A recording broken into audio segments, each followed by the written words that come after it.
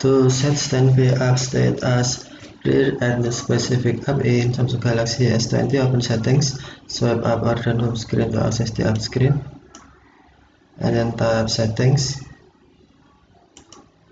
You can also open settings screen from notification panel. Swipe the notification panel.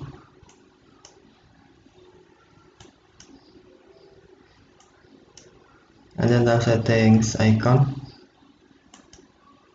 Scroll down settings screen, find developer options.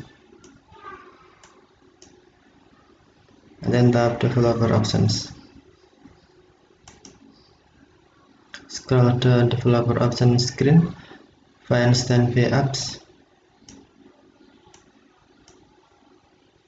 Standby apps.